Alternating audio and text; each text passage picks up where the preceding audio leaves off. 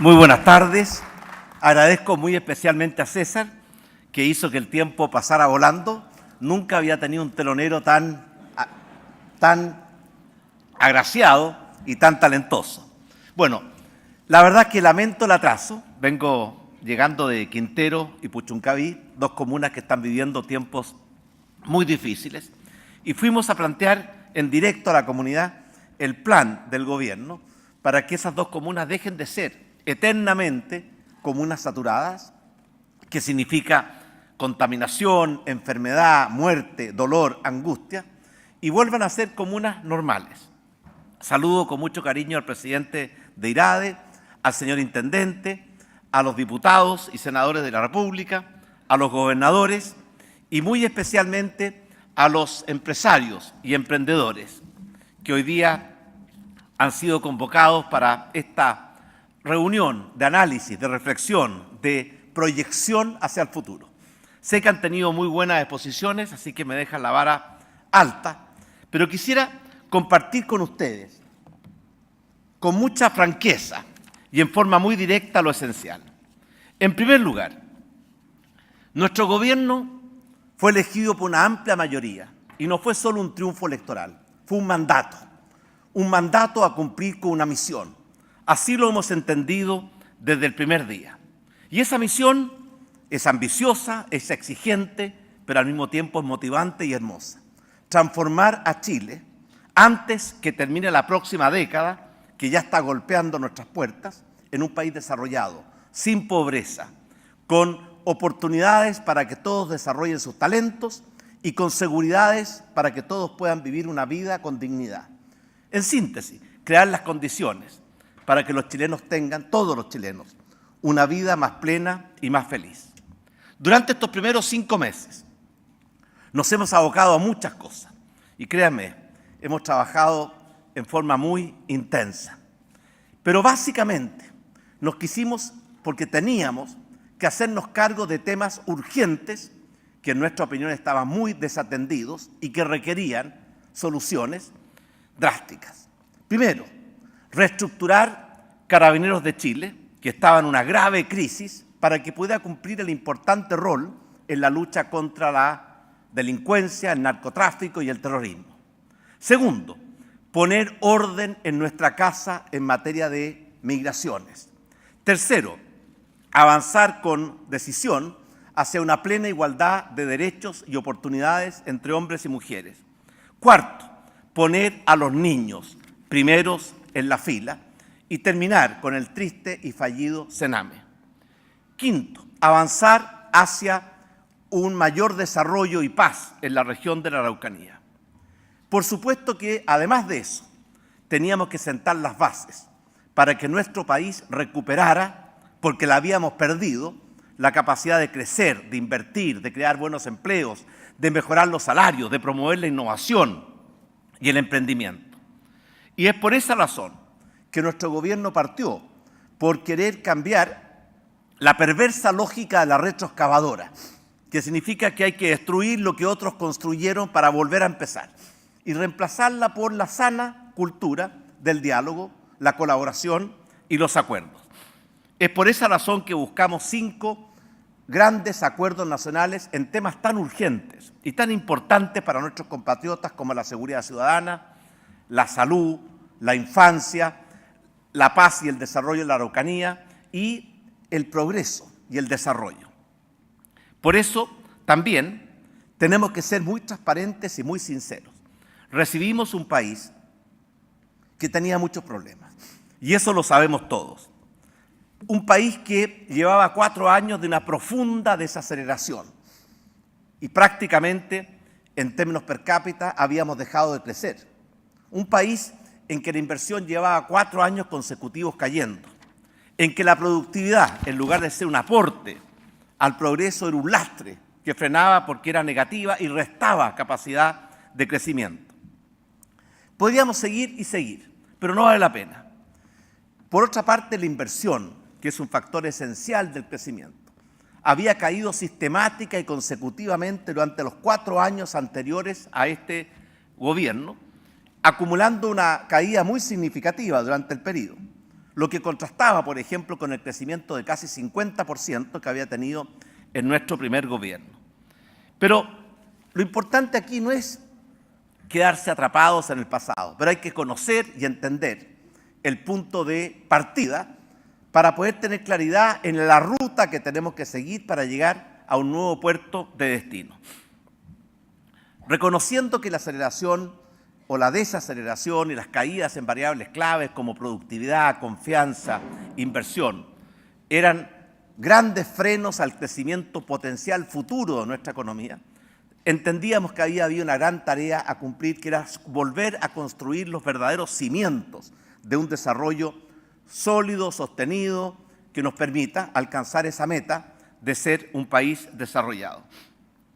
Desde ese punto de vista, sin duda que se ha producido una recuperación de la confianza y el optimismo, lo reflejan todos los indicadores que miden estos niveles de confianza y optimismo a nivel de ciudadanos, a nivel de trabajadores, a nivel de consumidores, a nivel de empresarios. Y, por supuesto, que sin que esto signifique dormirse en los laureles, ni bajar los brazos, ni simplemente caer en una autocomplacencia, estamos contentos con algunos resultados que con el esfuerzo de todos los chilenos hemos logrado en los últimos meses. ¿Cómo no estar contentos? Que a pesar de que hay nubes en el horizonte, por ejemplo, la guerra comercial entre Estados Unidos y China nos está afectando, y fuertemente. Basta ver la caída en el precio del cobre o el alza en el precio del petróleo para ver el impacto que está teniendo, que suma más de 3.600 millones de dólares solamente por esos dos efectos. Pero cuando vemos que la economía ha vuelto a crecer y con fuerza, segundo trimestre de este año 5,3%, nos pone a la cabeza de los principales países de América Latina, situación que era desconocida en los años anteriores. Nos pone a la cabeza de los países de la OECD. El aumento que se ha producido en la inversión, 7,1% en el segundo trimestre del año. La mejoría en la capacidad de crear empleos. Estamos creando empleos a un ritmo de 180.000 empleos al año, que es mucho más que el promedio que veníamos de los años anteriores, pero con una mejor calidad del empleo, que es muy importante, porque antes casi 4 de cada 5 empleos no eran del sector privado con estabilidad, con contratos, hoy día casi la mitad son empleos del sector privado con estabilidad, contratos, previsión y seguridad social. Y podríamos seguir.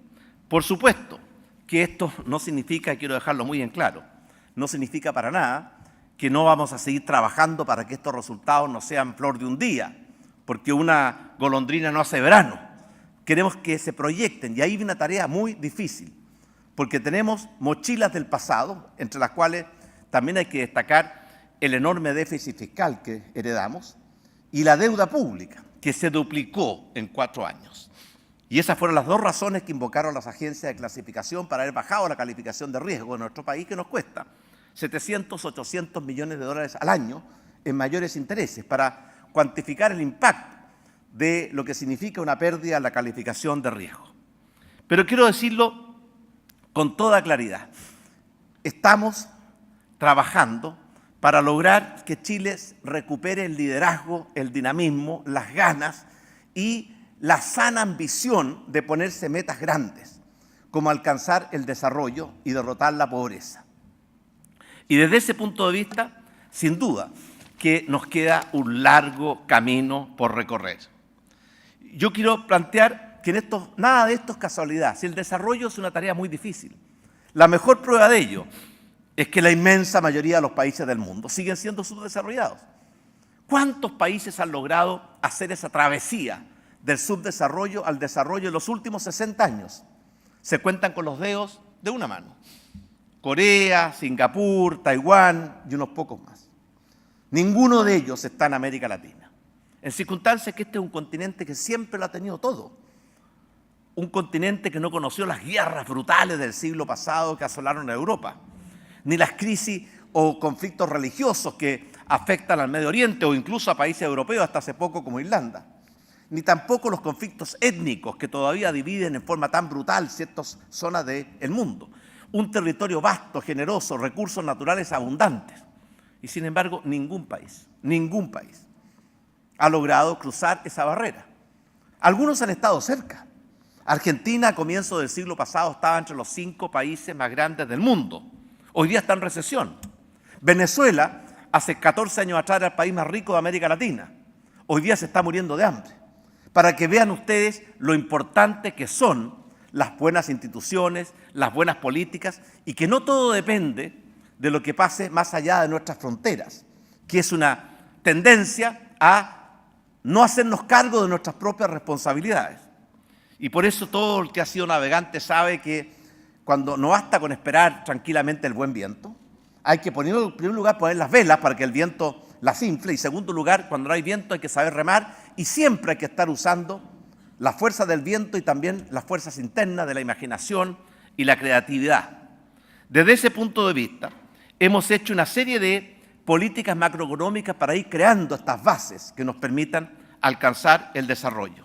Entre ellas, mejorar la política fiscal, para que las metas fiscales no sean simplemente aspiraciones, sin plazos, sin fechas, sino que se cumplen al final de los periodos y por tanto el último día se dice lo siento, no lo cumplí, sino que sean metas año a año, medibles. Creamos un consejo fiscal autónomo para que vaya fiscalizando. Además de eso, un plan de austeridad fiscal que nos va a permitir ahorrar cerca de 4.600 millones de dólares, que todavía es menos que los 5.500 millones de dólares de gastos comprometidos que no estaban considerados en el déficit fiscal que heredamos. Una ambiciosa agenda de inserción internacional y de buscar mecanismos que nos faciliten la integración con el mundo. No solamente con los tratados de libre comercio, estamos avanzando mucho en la nueva etapa del Tratado de Libre Comercio con la Unión Europea. Ayer tuve una reunión con el presidente Pedro Sánchez, también en la nueva etapa del Tratado de Libre Comercio con China, sino que también en medidas internas para hacer que el comercio exterior sea más simple con sistemas como CISEX, Slidesport, DirectMart, aduanas y muchas más. Y la semana pasada enviamos un proyecto de modernización tributaria que yo sé que el ministro de Hacienda se refirió in extenso a ese proyecto. Yo quiero decir, ¿cuáles son los objetivos del proyecto? Uno puede hacer una larga lista o concentrarlo en 4 grandes pilares. Primero, fomentar el crecimiento, la inversión, el ahorro, la productividad, la innovación, el emprendimiento, la creación de empleos. Segundo, dar un alivio tributario a las pymes con una serie de ventajas, ¿cierto? Como una tasa menor, depreciación instantánea, simplificar los sistemas, y también a la clase media, extendiendo el beneficio de la franquicia tributaria de vivienda de 2.000 a 4.000 viviendas como valor máximo de aquellas que pueden optar a este beneficio. Pero por supuesto que hay un elemento muy importante que es simplificar el sistema, que no sea una cosa kafkiana, que requiere ejército de contadores y abogados para entender, y muchas veces ni siquiera entre ellos se ponen de acuerdo. ¿Qué queda entonces para la inmensa mayoría de los contribuyentes que no tiene ese grado de sofisticación? Si incluso las grandes empresas tienen tremendas discusiones respecto a cómo cumplir la ley, y la ley se supone conocida, pero para que sea conocida tiene que ser una ley que pueda ser entendida, y no una cosa kafkiana, contradictoria, engorrosa, difícil, discrecional, como es la actual legislación tributaria en nuestro país. Por eso estamos creando una simplificación muy profunda, sistema único tributario, simplificar las normas, establecer claridad en las normas de evasión y elusión, y también crear el defensor del contribuyente, para que la relación sea más equitativa y no exista esta verdadera temor reverencial del contribuyente cuando tiene que discutir o discrepar con el Servicio de Impuestos Internos. Y por supuesto, la reforma tributaria no reduce los ingresos tributarios. De acuerdo a nuestras estimaciones, los incrementa ligeramente. El objetivo de esto no era aumentar, ni mucho menos disminuir la carga tributaria, era los otros objetivos que acabo de mencionar. Y a propósito de esto, quiero ser muy franco con ustedes y con mis compatriotas. Lamento profundamente que la oposición haya rechazado el reajuste del salario mínimo hoy día en la Cámara de Diputados. Era un reajuste que aumentaba de 276 a 301.000 pesos el salario mínimo a marzo del año 2020. Es decir, 25.000 pesos adicionales, que equivale a un 9% de reajuste. Muy por encima de todos los reajustes que se dieron en el gobierno anterior y que fueron votados favorablemente por los mismos que hoy día lo rechazaron. Y lo lamento, porque yo creo que la intención puede haber sido causarle un daño al gobierno, pero lo que han provocado en el fondo es un tremendo daño a cientos de miles de trabajadores que ven cómo el reajuste del salario mínimo se posterga por estas absurdas discusiones y conflictos que no están mirando al país ni al bien común, sino que pequeñas cobradas de cuenta que no conducen a ninguna parte. También lamento las amenazas de algunos sectores de la oposición de rechazar sin discusión el proyecto de reforma tributaria. ¿Qué significa eso? Significa que una intención de rechazar sin ni siquiera analizar, sin ni siquiera discutir.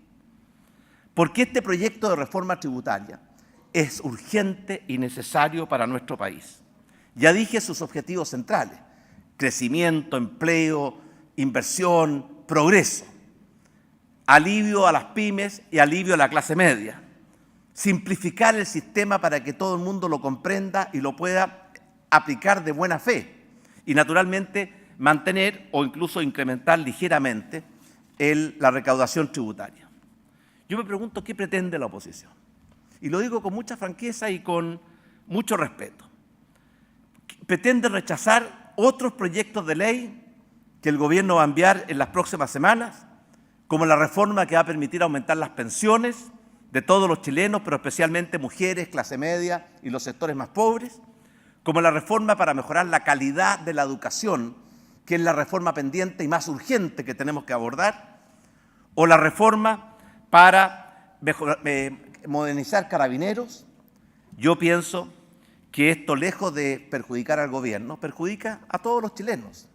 Y nosotros sentimos que, habiendo ganado una elección presidencial por una amplia mayoría, con un claro mandato, no nos parece razonable esta actitud obstruccionista que están siguiendo algunos sectores de la oposición, pues yo tengo plena confianza en que va a haber una recapacitación y una reflexión.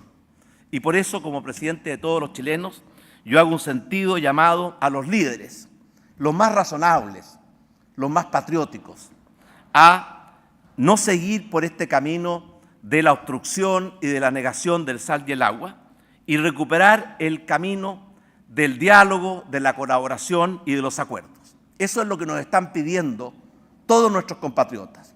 Y eso es lo que el país necesita para poder transitar con rapidez y con seguridad los caminos que nos conducen al desarrollo. Por otra parte, también quisiera referirme a que algunos a veces tratan de desinformar a la ciudadanía. Por ejemplo, el sistema simplificado no solamente busca propósitos como mantener la equidad vertical y recuperar la equidad horizontal que se había perdido, porque dependiendo del origen de la renta, aunque el monto fuera el mismo, las tributaciones son totalmente distintas, sino que dentro de las 160.000 empresas beneficiadas, 150.000 son pymes. Y por tanto, esto está pensado definitivamente en buscar un mecanismo que simplifique, que permita que los impuestos pagados por las empresas sean créditos al impuesto pagado por las personas y al mismo tiempo fomentar el ahorro y la inversión, creando un incentivo a aquellas rentas que se reinvierten en relación a aquellas que se distribuyen y se consumen. Hace unos días atrás conocimos los resultados de la encuesta CACEN. ¿Qué dice la encuesta CACEN? Básicamente tres cosas. La pobreza monetaria disminuyó, pero a menos de la mitad del ritmo que estaba disminuyendo antes. O sea, estamos perdiendo capacidad de reducir la pobreza medida por ingreso. Pero la pobreza multidimensional, que se mide en base a un conjunto de variables, se estancó. Y la desigualdad del ingreso aumentó. No son buenos resultados. Y en consecuencia, creo que es muy importante tomar esto en consideración, porque yo recuerdo que el objetivo central del anterior gobierno era avanzar hacia una sociedad más igualitaria. Y cuando uno ve, hay solamente dos periodos, dos encuestas CACEN que han mostrado que aumenta la desigualdad en nuestro país. La del 2009 y la del 2017. Yo concluyo que cada vez que descuidamos la importancia del crecimiento, de la creación de empleos, de fomentar la innovación y el emprendimiento, de desatar la fuerza de la libertad, de la creatividad, de la imaginación, que viven en el alma de los chilenos, más allá de las buenas intenciones que yo no pongo en duda, los resultados muestran que retrocedemos en crecimiento y en justicia social. Aumenta la pobreza, aumenta la desigualdad. Así tenemos que aprender las lecciones del pasado. Por esa razón, es muy importante comprender que la superación de la pobreza y la reducción de la desigualdad requiere crecimiento, requiere creación de empleos, requiere crear incentivos para que los emprendedores e innovadores puedan desarrollar los talentos y no una burocracia estatal que, sobre pretexto de proteger a los más pobres, termina asfixiando la capacidad, la libertad, la iniciativa y la capacidad de emprender de todos. Por otra parte, también es importante destacar que estamos aplicando políticas macroeconómicas importantes para motivar y fomentar el crecimiento, no solamente la reforma tributaria.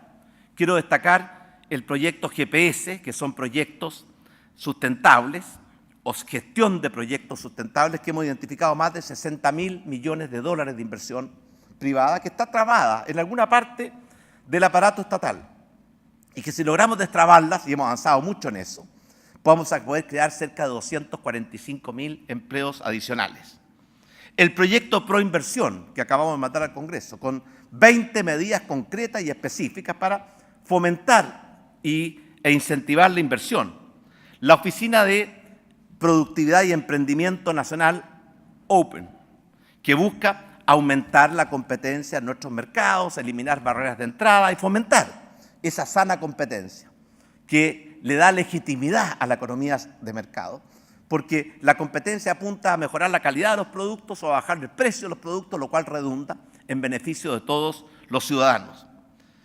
También quiero destacar la modernización, ya enviamos el proyecto de ley del sistema de evaluación de impacto ambiental, porque el actual sistema no solamente no está protegiendo adecuadamente nuestro medio ambiente y naturaleza, sino que está frenando muchos proyectos de inversión en forma absolutamente innecesaria, sin fundamento.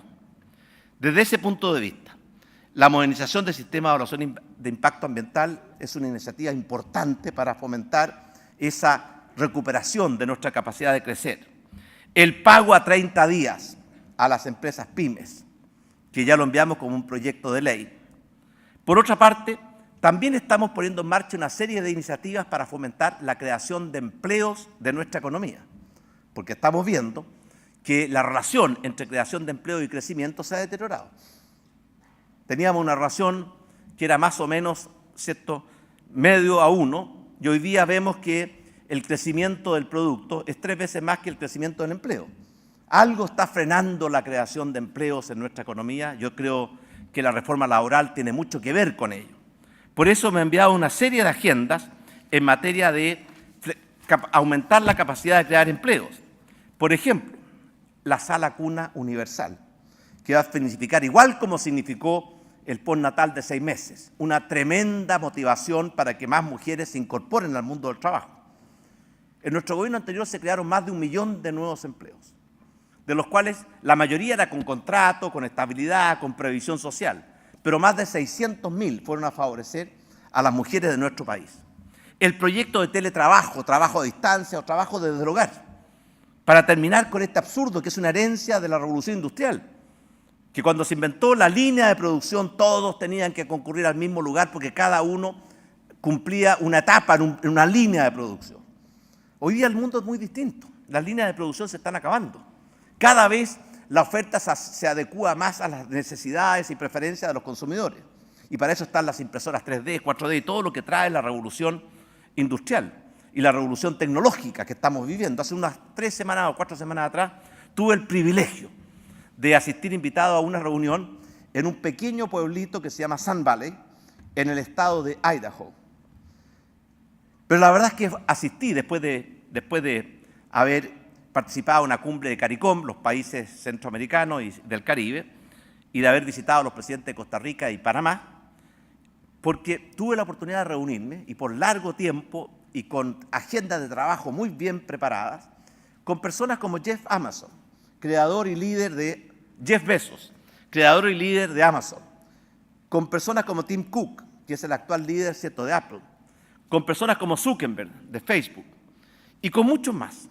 Y logramos hacer muchos acuerdos, porque lo que viene en materia de revolución tecnológica todavía no hemos tomado conciencia de lo que es. Es mucho más de lo que conocimos en los últimos 20 años y que nos cambió la vida. Y ustedes saben muy bien, hace 20, 25 años atrás, muchas de las cosas que hoy día parecen indispensables no existían. Y hoy día son parte de nuestras vidas. Bueno, lo que viene es más profundo y va a cambiar más nuestras vidas que el cambio que ya es historia. Y Chile no se está preparando ni está preparado para enfrentar esa tremenda revolución. Y estamos con legislaciones muchas veces que miran a la década de los 60, que rigidizan, que movilizan y no se dan cuenta que la mitad de los trabajos que existen en Chile no va a existir en 30 años más. Se van a destruir muchos trabajos, se van a crear muchos otros trabajos. La pregunta es de qué lado queremos estar, donde se destruyen o donde se crean. Y eso tiene mucho que ver con la forma en que enfrentamos los desafíos del país, mirando hacia atrás o mirando hacia adelante. La verdad es que esta revolución tecnológica, esta sociedad del conocimiento, ha demostrado ser extraordinariamente generosa en oportunidades para los países que quieran tomarlas y aprovecharlas, pero cruel con aquellos que simplemente le dan la espalda y las dejan pasar. Acabamos de hacer un anuncio ayer de nuestro programa de inversión en infraestructura hospitalaria y de consultorios y CESFAM. 10.000 millones de dólares en los próximos 4 años, porque nuestras instalaciones médicas, 2/3 de nuestros hospitales se construyeron antes del año 80. El año 80 no existía Internet, no existía Google, no existía la tecnología, no existía nada, era otro mundo. Y sin embargo esos hospitales se crearon para ese mundo. Y por tanto tenemos que hacer un gran salto adelante. Pero no es solamente un salto en infraestructura física, también tiene que ver con los médicos especialistas, con los equipamientos, con la gestión.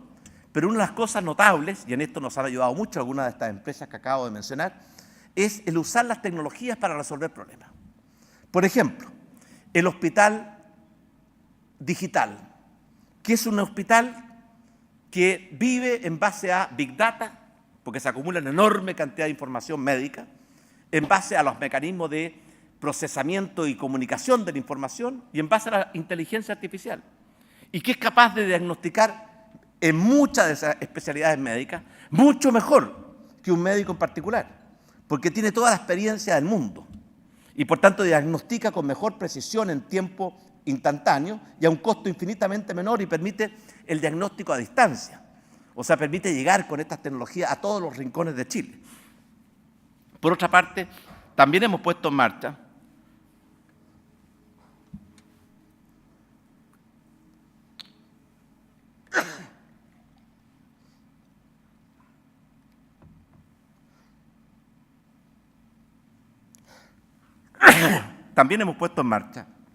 una importante agenda de inversión pública. Cierto que a través de inversiones directas o concesiones planificamos inversión, cierto, desde la planificación del Estado por cerca de 20.000 millones de dólares, que nos va a permitir renovar carreteras, puertos, aeropuertos y mucha infraestructura que o se quedó obsoleta o es absolutamente insuficiente. Yo quiero compartir con ustedes, las cosas no llegan por casualidad.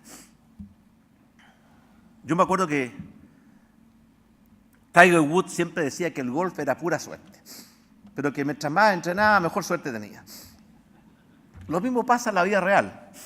Cuando yo era estudiante de doctorado en la Universidad de Harvard, una vez invitamos a un señor que estaba muy, muy viejo, que estaba a punto de morirse, de hecho se murió poco tiempo después, que era en esa época el empresario más grande del mundo. Era un empresario petrolero de Texas.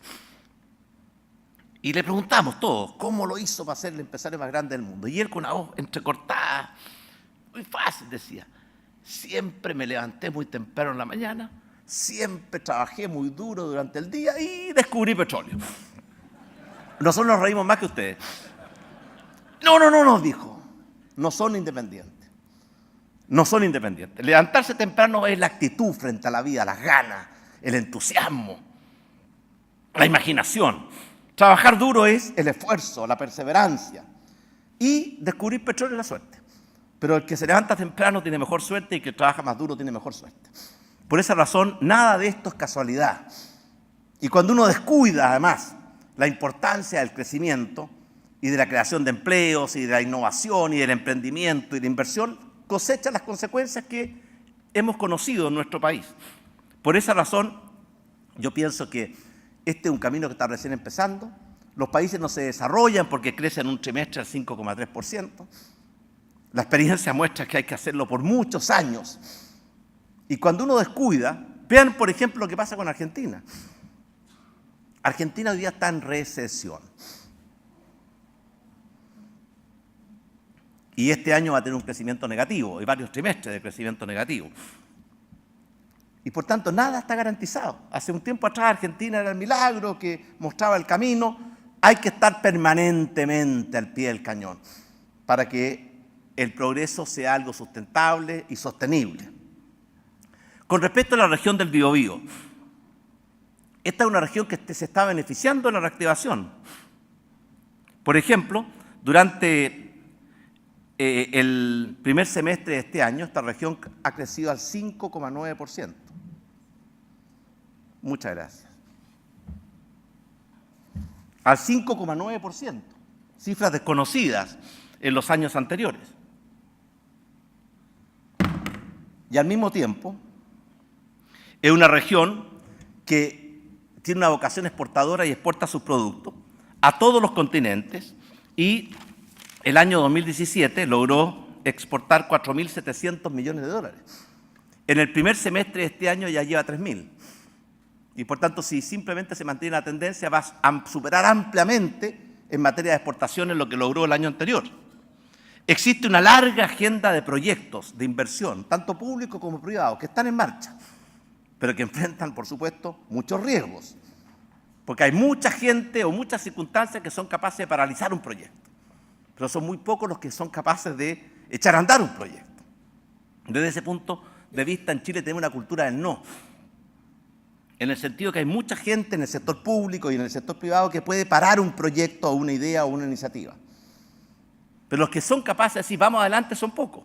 Por eso los proyectos tienen que pasar un sistema de autoselección que pueden morir en las etapas intermedias y solo si logran pasar todas esas etapas llegan al test final. Vamos en materia de proyectos de inversión en la región del Biobío a licitar un nuevo acceso norte en Concepción, a construir el nuevo puente industrial del Biobío. Se están ejecutando las obras de la segunda concesión para el aeropuerto Carriel Sur. Estamos mejorando la vialidad urbana de la región con obras importantes en el puente Bicentenario, la ampliación de la doble calzada en la ruta Nahuelbuta-Los Ángeles, implementación de muchas otras rutas. Estamos también en la etapa final del Hospital Las Higueras, que va a agregar 100 camas adicionales para la región. La inversión privada, de acuerdo a lo que hemos detectado en GPS, contempla muchos proyectos, entre los cuales hay 19 proyectos de gran envergadura, como el proyecto MAPA, que es la ampliación de la planta de celulosa en Arauco, que va a significar una inversión de 2.500 millones de dólares, que va a generar decenas de miles de empleos en la construcción y posteriormente en su operación, la construcción del proyecto del barrio Brisa, del Sol en Talcahuano, más de 1.500 departamentos, el parque eólico Coihue y la central de pasada Rucalhue, que son uno de los muchos proyectos de energías limpias. En resumen, proyectos hay muchos. Y también hay una gran cartera de proyectos de inversión pública. Y por tanto, la inversión que estamos proyectando para los próximos años, tanto pública como privada, supera los 5.000 millones de dólares en la región y creemos que puede generar más de 23.000 empleos. Pero, como todo en la vida, no solamente hay oportunidades, también hay grandes riesgos y hay que tener plena conciencia. Entre ellos, esta es una región que su industria manufacturera representa el 25% del PIB, mucho más que el 10% promedio a nivel nacional. Y sin embargo, destaca la industria manufacturera, que normalmente destaca por ser una industria generadora de innovación. No está ocurriendo lo mismo en la región del Biobío, porque en la última encuesta nacional de innovación, la región del Biobío fue con la menor tasa de innovación en el país. Y eso es preocupante.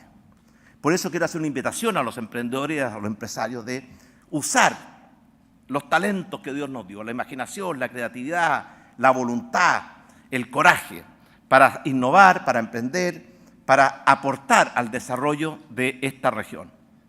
La última encuesta CACEN también mostró un tremendo desafío social para la región del Biobío, porque tiene una pobreza por ingresos que es superior al promedio del país, 12,3%. Y también es superior la pobreza extrema en esta región.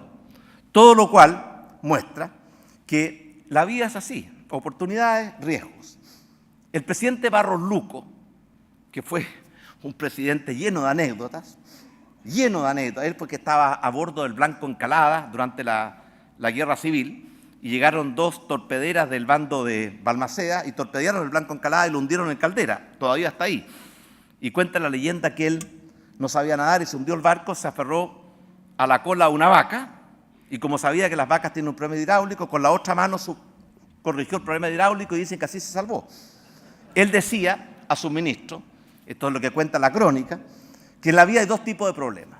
Los que se resuelven solos, no hay nada que hacer. Los que no tienen solución, tampoco hay nada que hacer, no hagamos nada, vamos para la casa. Eso no es verdad. Hay dos tipos de personas, los que se resignan frente a las dificultades de la vida y las que enfrentan los desafíos y los ven como una oportunidad. Desde ese punto de vista, nosotros por supuesto que estamos contentos, en el sentido que estamos empezando a ver los resultados, ¿cierto?, de una recuperación en crecimiento, en ahorro, en inversión, en productividad, en creación de empleos. Por supuesto que nos queda mucho, mucho para avanzar. Sabemos los desafíos que tenemos en seguridad ciudadana, en salud, en educación. Pero nada de esto está garantizado. Y por esa razón tenemos que saber apreciar las cosas buenas, porque las buenas noticias también son noticias. Y si hay algún miembro de la prensa aquí, espero que recapacite sobre esa frase. Pero sin duda que nos quedan tremendos desafíos por enfrentar. Y por eso, además de los peligros que yo les mencionaba de la guerra comercial, de un eventual aumento de las tasas de interés que puede frenar los flujos de capital y aumentar el costo del financiamiento, yo les puedo asegurar que esta agenda de reformas que estamos implementando el pos del desarrollo, por supuesto que enfrenta dificultades, muchas de ellas tienen que pasar por el Congreso, pero son, y estoy convencido, absolutamente urgentes y necesarias para salir de este clima de mediocridad, de encrispación, de frustración que respirábamos en el ambiente. Tenemos que hacer reformas importantes al sistema de capacitación, que gasta cientos de millones y no aporta nada, ni a la empleabilidad, ni a la productividad, ni a los ingresos. Reformas al sistema de educación, apuntando a la calidad, reformas al sistema de salud, en fin, la agenda es larga, exigente, ambiciosa, pero vale la pena enfrentarla. Por eso, yo les mencionaba a ustedes que estoy convencido que si actuamos con unidad, con patriotismo, si somos capaces de superar esta lucha fratricida, sin sentido, ¿cierto?, que muchas veces llena y copa las primeras páginas y las primeras noticias de la televisión, y ponemos el foco en una misión grande, compartida, porque nada motiva más a un país y a un pueblo que cuando hay una misión grande, noble, ambiciosa, y que al mismo tiempo garantiza a todos un lugar para aportar y un espacio para recibir los beneficios. Esa es la forma en que tenemos que enfrentar. El padre Hurtado, que se acaba de celebrar un nuevo natalicio del padre Hurtado, me tocó participar en una celebración en la tumba. El padre Hurtado decía: Chile es mucho más que su naturaleza, su cordillera, sus mares. Chile es una misión a cumplir. Y nosotros, la generación del Bicentenario, tenemos una misión a cumplir, que es dejar atrás 200 años de pobreza, de subdesarrollo y transformarnos en un país desarrollado sin pobreza, en que todos podamos desarrollar nuestros talentos, todos podamos vivir nuestra vida con dignidad y todos podamos tener la libertad de escoger la vida que queremos vivir. Muchas gracias.